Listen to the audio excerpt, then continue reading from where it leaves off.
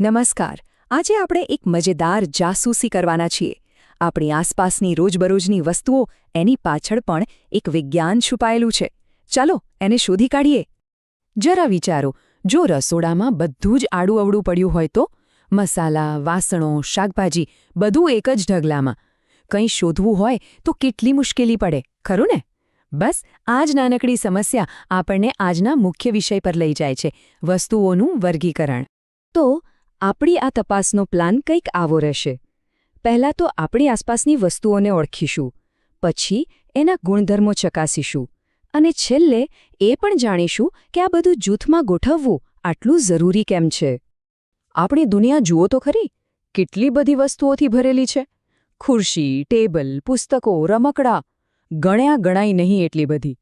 હવે આ બધાને સમજવા માટેનું સૌથી પહેલું અને જરૂરી પગલું છે એમને સરખા જૂથમાં ગોઠવવું. અને આ વર્ગીકરણ એટલે બીજું કંઈ નહીં, બસ સરખી વસ્તુઓને સાથે મૂકવી. જેમ આપણે રસોડામાં મસાલાને વાસણોથી અલગ રાખીએ છીએ ને, બસ એ જ રીતે. આનાથી આપણું કામ કેટલું સહેલું થઈ જાય છે. હવે એક જાસૂસની જેમ આપણે સુરાગ શોધવાના છે. દરેક પદાર્થની અંદર એના પોતાના ખાસ ગુણધર્મો છુપાયેલા હોય છે.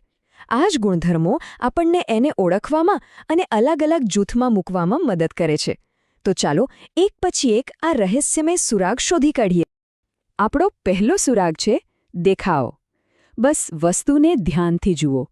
શું એમાં કોઈ ચમક દેખાય છે, જેને આપણે લસ્ટર કહીએ છીએ?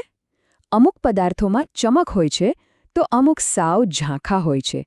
આ જ આપણો પહેલો મોટો સુરાગ છે. જુઓ અહીં કેટલું સ્પષ્ટ છે. એક બાજુ છે સ્ટીલની ચમચી, સોનાની વીંટી જેવી ચમકદાર વસ્તુઓ, અને બીજી બાજુ છે લાકડાની ખુરશી કે પથ્થર જેવી ઝાંખી વસ્તુઓ. ખાલી દેખાવ પરથી જ આપણે બે અલગ જૂથ બનાવી શકીએ છીએ. કેટલું સહેલું છે નહીં? ચાલો હવે બીજો સુરાગ શોધીએ, સખતપણું. આ માટે બસ પદાર્થને દબાવીને જોવાનો. જો એ સહેલાઈથી દબાઈ જાય, જેમ કે રૂ કે સ્પોન્જ, તો એ નરમ કહેવાય. અને જો એને દબાવવામાં મહેનત પડે, જેમ કે લોખંડ, તો એ સખત કહેવાય. બસ આટલું જ. અને હવે ત્રીજું સુરાગ, દ્રાવ્યતા. એટલે કે કોઈ વસ્તુ પાણીમાં ગાયબ થઈ જાય છે કે નહીં. જેમ કે ખાંડ. પાણીમાં નાખીને હલાવો તો એ અદૃશ્ય થઈ જાય છે. એને કહેવાય દ્રાવ્ય. પણ રેતીનું શું? એ તો ઓગળતી જ નથી, એટલે એ અદ્રાવ્ય કહેવાય. સારું, હવે એક મજેદાર કસોટીનો સમય. આ તો આપણે બધા ઘરે પણ કરી શકીએ છીએ. બસ એક પાણી ભરેલું વાસણ લો અને વસ્તુને અંદર નાખો. હવે જોવાનું એ છે કે તરે છે કે ડૂબી જાય છે. જેમ કે સૂકા પાંદડા, લાકડું કે ખાલી પ્લાસ્ટિકની બોટલ, આ બધું પાણી પર તરતું જોવા મળશે. પણ પથ્થર, લોખંડની ખિલ્લી કે ચાવી જેવી વસ્તુઓ સીધી તળિયે જતી રહેશે. તો જુઓ, આપણને બે નવા જૂથ મળી ગયા, તરતી વસ્તુઓ અને ડૂબતી વસ્તુઓ. હવે જે ગુણધર્મની વાત કરવાની છે એ તો એક શક્તિ જેવો છે, આરપાર જોવાની શક્તિ, એટલે કે પારદર્શકતા. શું કોઈ વસ્તુની આરપાર આપણે સ્પષ્ટ જોઈ શકીએ છીએ? આ ગુણધર્મ ખાસ કરીને દુકાનોમાં રાખેલી બરણીઓ માટે બહુ કામનો છે. આમાં મુખ્યત્વે 3 પ્રકાર છે. પહેલું, પારદર્શક, જેમ કે કાચ. એની આરપાર બધું જ એકદમ સ્પષ્ટ દેખાય. બીજું છે અપારદર્શક, જેમ કે લાકડું. એની આરપાર આપણે બિલકુલ જોઈ શકતા નથી. અને ત્રીજું છે પારભાસક, જેમ કે તેલવાળો કાગળ, જેમાંથી દેખાય તો ખરું પણ ધૂંધળું, સ્પષ્ટ નહીં.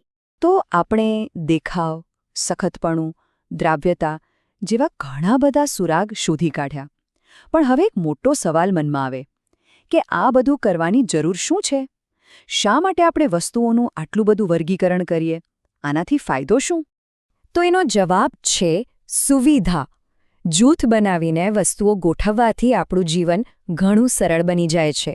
પહેલું તો કોઈ પણ વસ્તુ શોધવી હોય તો તરત મળી જાય. બીજું, આપણો સમય બચે છે અને ગૂંચવણ નથી થતી. અને હા, અભ્યાસ માટે પણ આ બહુ જરૂરી છે. વૈજ્ઞાનિકો આ જ રીતે પદાર્થોના ગુણધર્મો સમજે છે.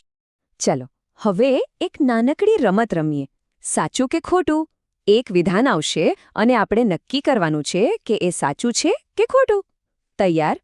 તો પહેલો સવાલ, લાકડાનો ટુકડો પાણી પર તરે છે. શું લાગે છે? હા, આ વિધાન એકદમ સાચું છે.